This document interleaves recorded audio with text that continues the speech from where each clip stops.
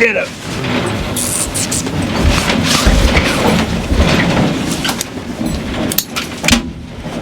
Bye. Bye. Bye. Bye. Bye. Bye.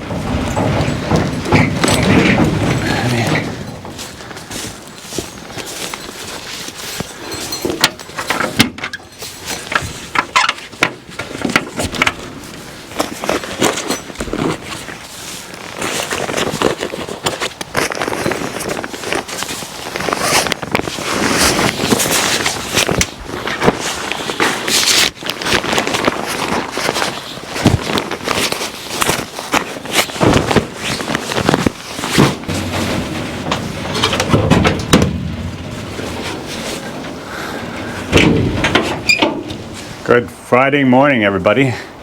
Today we're up at Paul Smith College to log, and we have 2 students coming in today.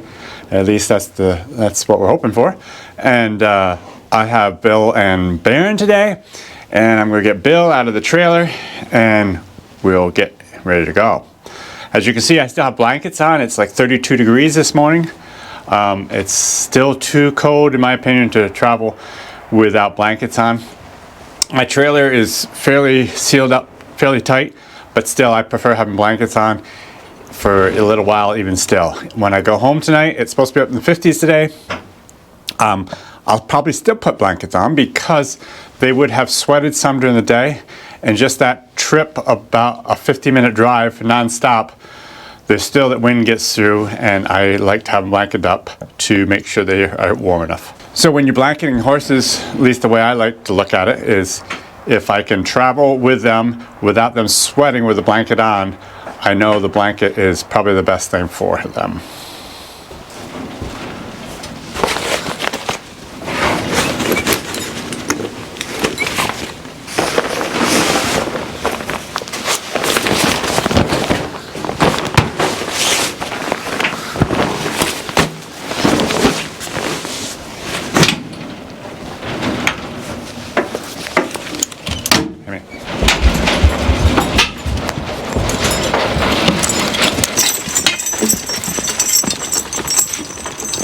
Oh.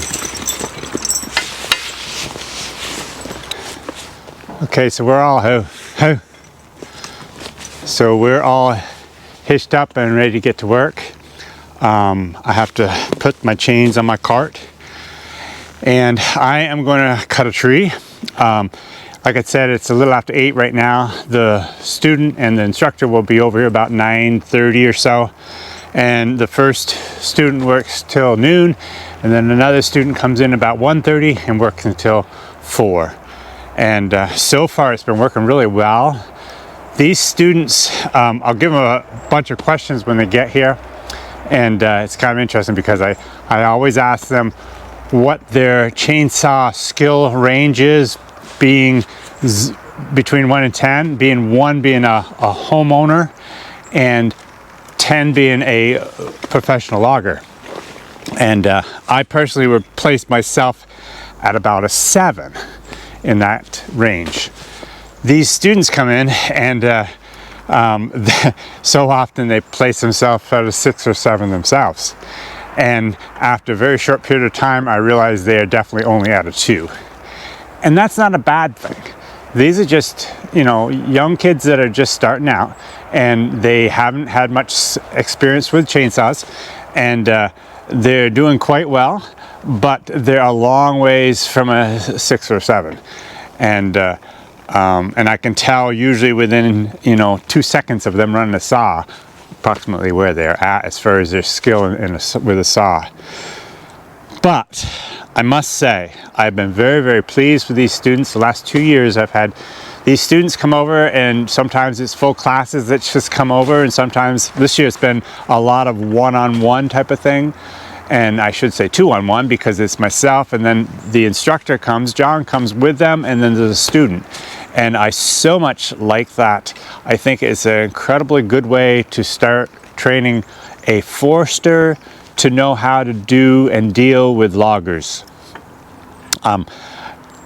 I think you'll find a lot of loggers don't have a lot of respect for foresters because they've never done the actual logging part of things, so they're just unaware of what really needs to be done to get these logs out that they're cutting. And so by having them come in and do a little bit of this is just such a good thing. I've said this before, I think the best foresters are people that have actually logged a considerable amount on their own first before coming a forester, because they'll have learned so much in the process of actually logging. So anyways, we'll get to work, and these new foresters or whoever, whatever they might choose to be, will be in very soon. Cup step.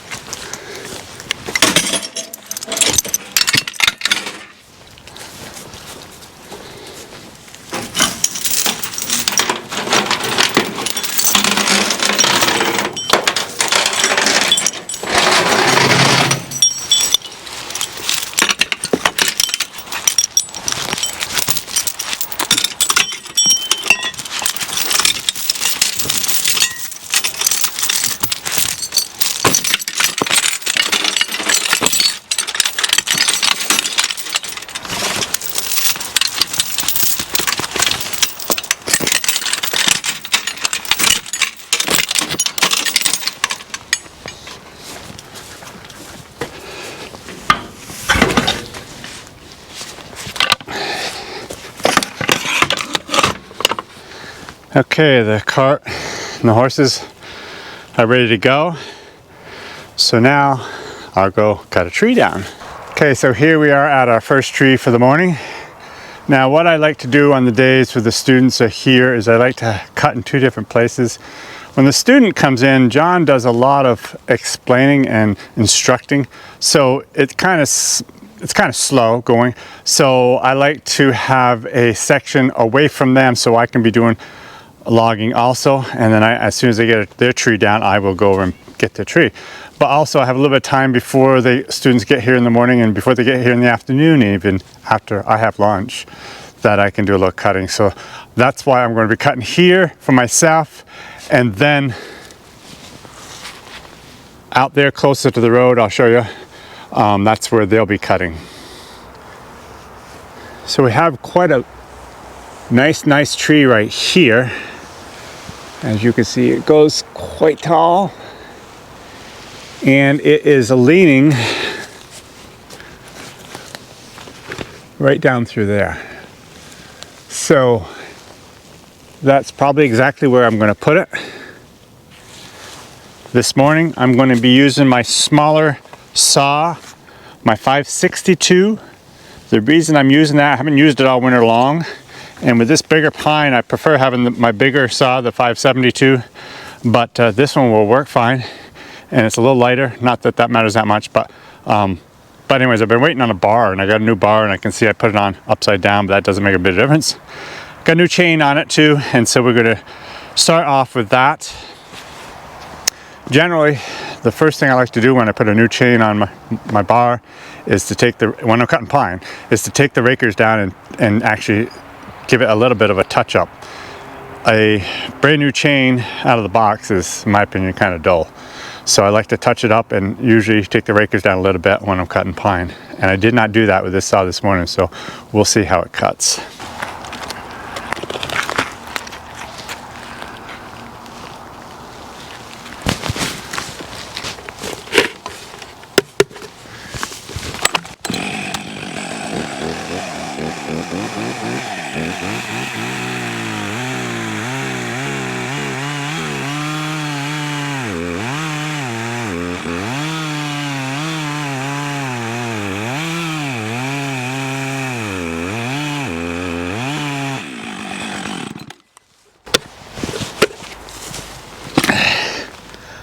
There's one thing about chainsaw, if it's not sharp, I can't tolerate it.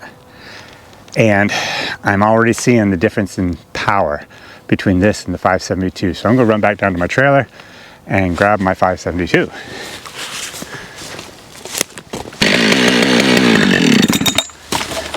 So I haven't logged since last Friday. It's been a week now since I've logged. I can't remember if I've used this saw at home during that time. And I don't even know how sharp it is, but we're gonna see what the difference is.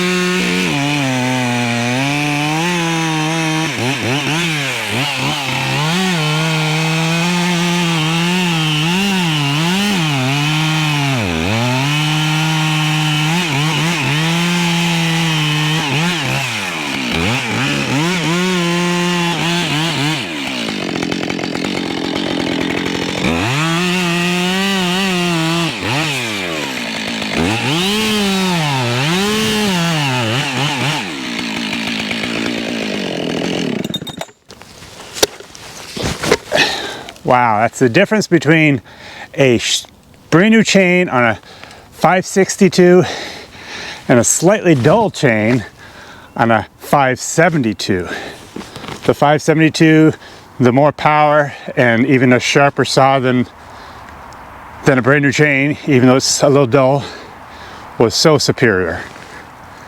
So we'll see how well we can put this tree down.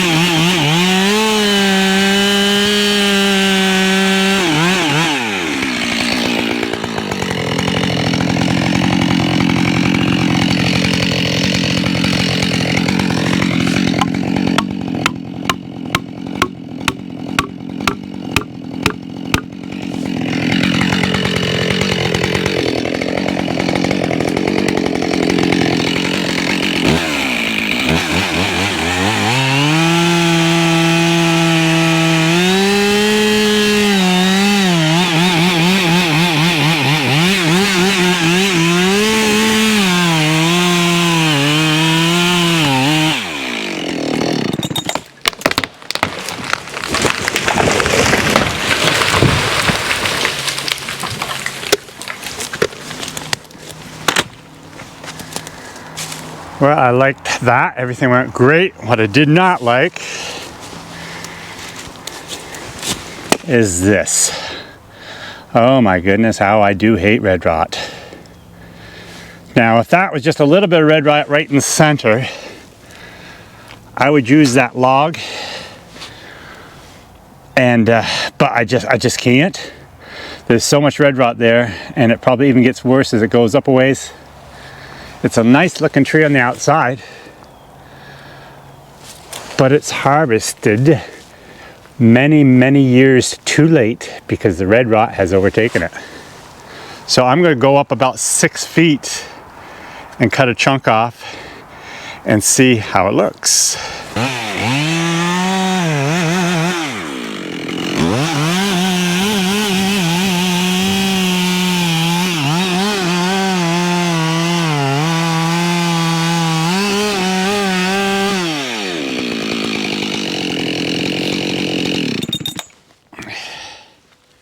For you loggers, you know what I'm talking about. I can see the reddish, orangish chips coming out, and that's red rot. So I'm pretty certain it is still gonna be no good here, but I'm gonna cut it down anyways. What I'll probably do, well, I'll show you what I'll do.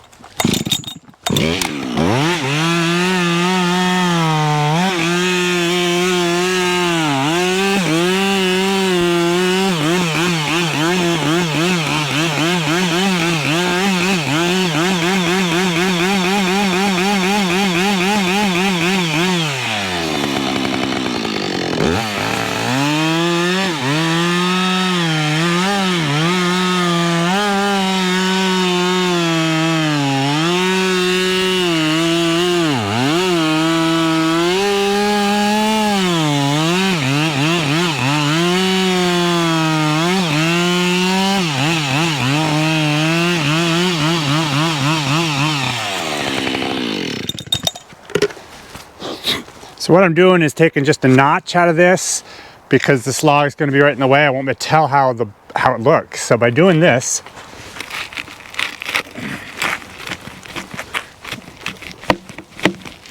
okay, look at that red rot. Makes me sick.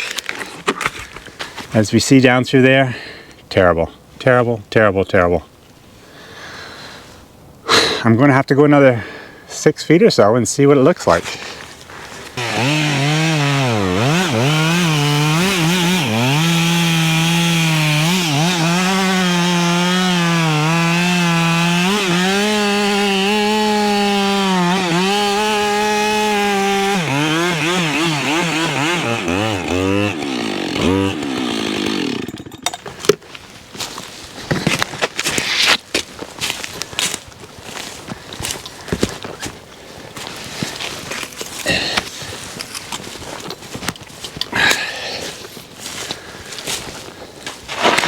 So as you may see, as I was cutting down through, the log dropped, but not quite enough. It pinched my saw in there.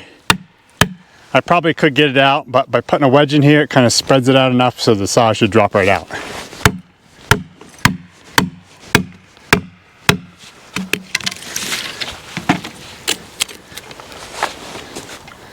That way you are less apt to hurt your bar in the process of trying to pull it out.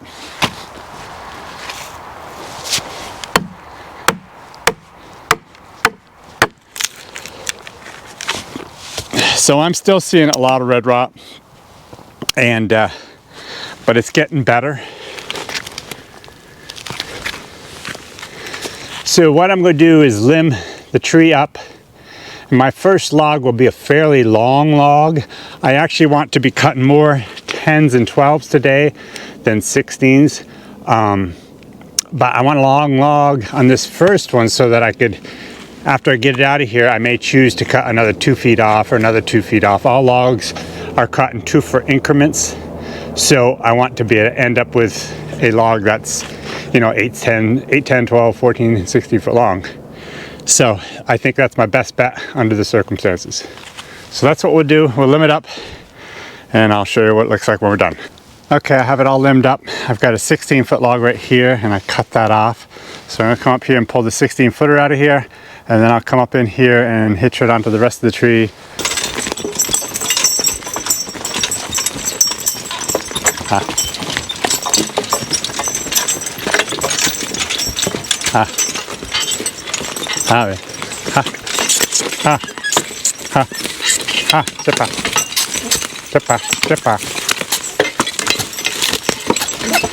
Oh, bye. Happy. Yep, Julie Bell. G Bell. G. I tap ha. Tap ha. Ha. Ha. Oh. Ha. Ha. Ha. Ha. Oh. Ha. Ha. Oh. How about? How about that? Ha. Ha. Ha. Oh.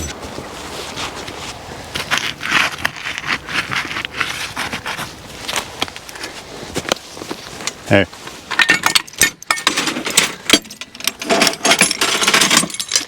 So I can't get a chain on this log very easy, and I'm not going to struggle or try. I'm just going to use my logging tongs.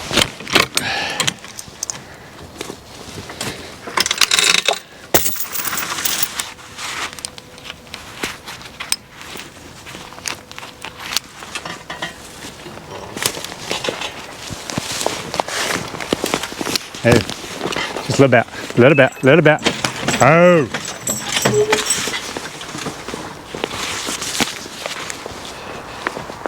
Okay, so I want to show you what we got here. On this end, the large end of the log still has quite a lot of red rot there. But down here at this end, this is a 16-foot log, and the red rot has finally cleared up. So I'm pretty confident the rest of that tree will be clean of red rot, which is quite often how it works. The butt log has the most red rot in it. Unfortunately, the butt log is usually the most valuable log and the largest log, so there's the most board footage in it, so you're losing the most in this situation out of these two 8-foot logs, whatever they are for length. We're losing the most value of this whole tree right here, and this has to stay in the woods and rot, which is such a shame, but it happens sometimes. So anyways, I'm going to take this down and come back and grab the rest of the top log. Bye.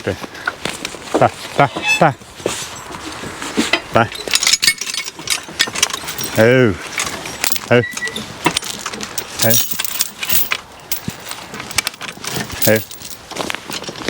Hey. Hey. Hey. I see.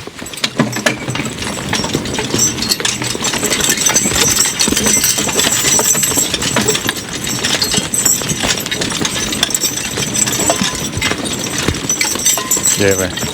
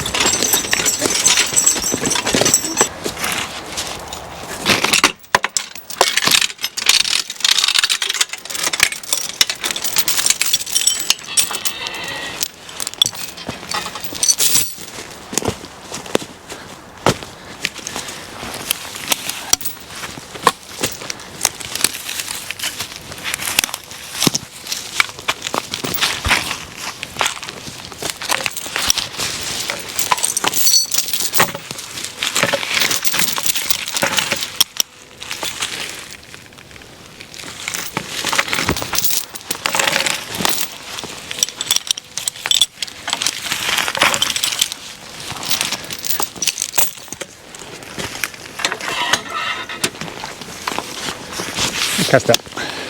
Okay.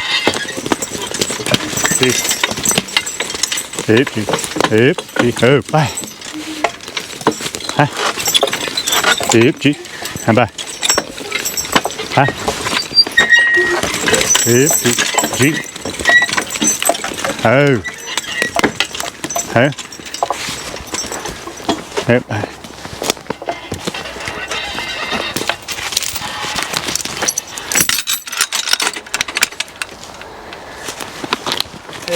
And cuffed up. Cuffed up. Careful. Oh. Just a little bit. Little bit. Cuffed up. Oh.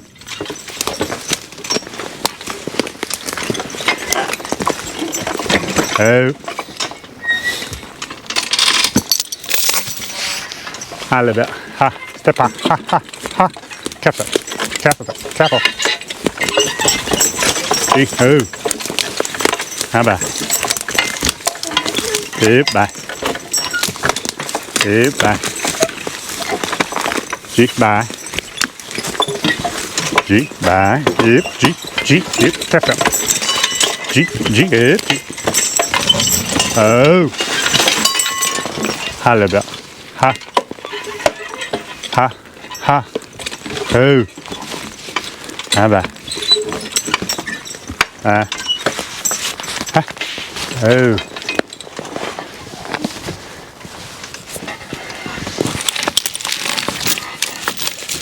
Oh. Bye. Up here. Bye. Bye. Bye. Bye.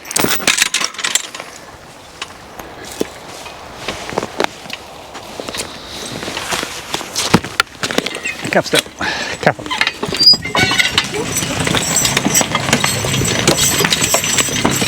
Oh. Hey.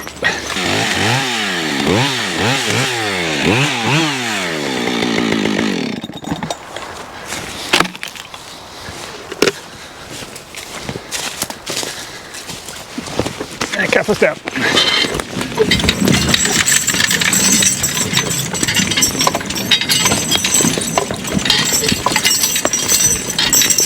Oh.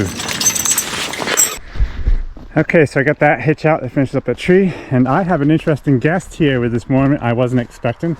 I'm expecting the teacher and the students here soon, but not this guest here. This is Ed Hoyt.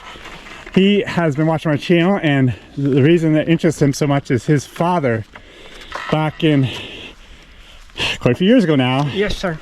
Was the horse instructor here at Portsmouth College. And he just wanted to bring me up a bunch of pictures. Tell me, Ed, so how long was your father here at Portsmouth College? He taught here about 42 years. Wow. And he was also the Woodsman's team coach. He started teaching here in 1954. Okay. And he officially retired in 83. Okay. But then he came back, we both came back, and we did the horse logging, intro to forestry and horse logging for about 10, 12 years. And I actually came up here, I think it was in 1980, a friend of mine was going to school here, and I actually met his father at that time. He passed away in 2012. Okay. And my mom in 2014. All right. So it's an honor to come out here because I can't do it anymore. Right. This, and I did it with my dad since I was 12 years old. Yeah. And I want to say thank you because it brings back a lot of memories for me. Well, good. I'm glad. And you and Brenda and your daughter, so are these mine to keep? Yes, they are. That's great. I'm glad. That picture was in 1985. Okay. At our Boy Scout camp down on Route 30, across from the Vic Center. Okay. And we did a horse logging demo. So he had actually given me a comment on the videos that he had left some apples on the skid steer, and I knew they were there, and I was going to mention him when I went and got the apples, but I haven't got the apples yet. So anyways, it was great to see Ed here, and yeah, we'll be with the students, I believe, very soon.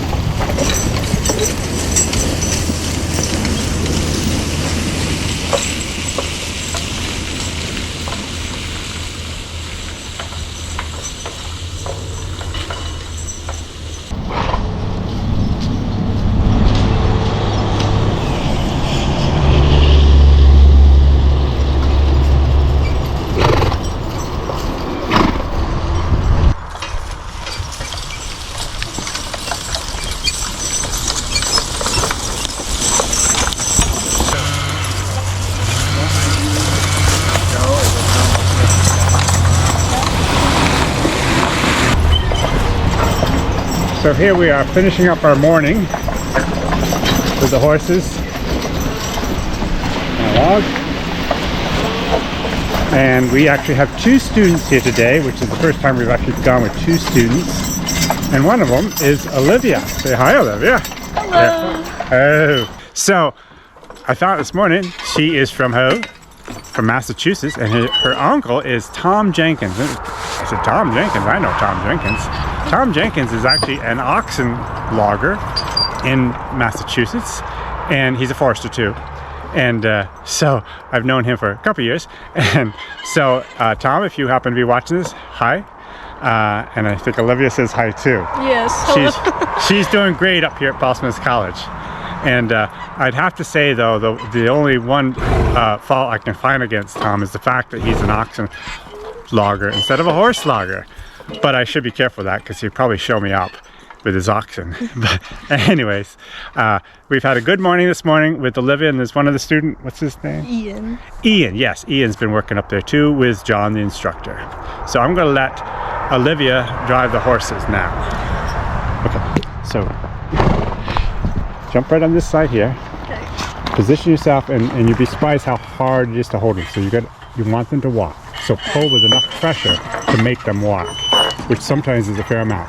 You don't, so the corner down here is a little tricky too, so I may stop you and actually get you around the corner and go from there. Okay. But, so just go ahead and ask me to step. What was it? Like, Well, a step or the kissing noise. Okay. a step? Release your lines when you do, a little bit. Step. Step, step. pull it back, pull it hard.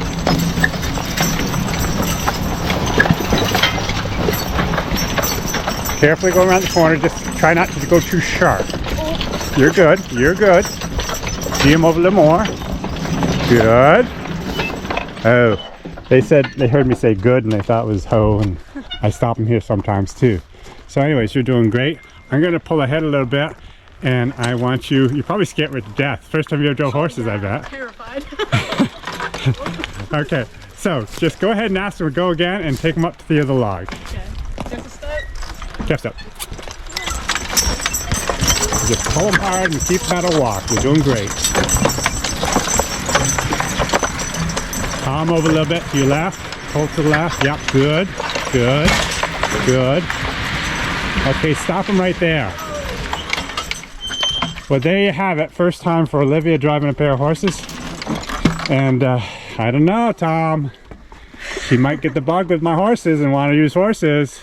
I think it's pretty cool. Yeah. Yeah. So, anyways, that's great. We'll see what happens this afternoon. Okay, guys, we're done for the day. Here, the horses have their bridles off and get a little bit of food before we head on home. I gotta go back down and grab my chainsaw and my scale stick off the other landing.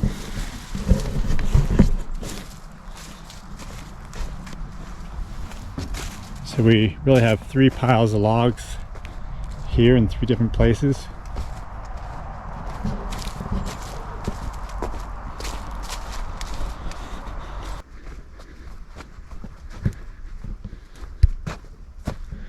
So here's my 3rd pile.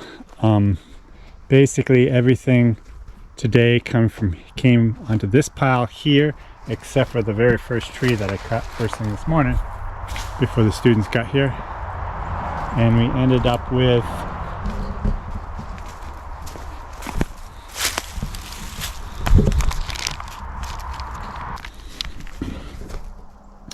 So we ended up with 4,200 feet today, and there was 4 students, 2 in the morning, 2 at night.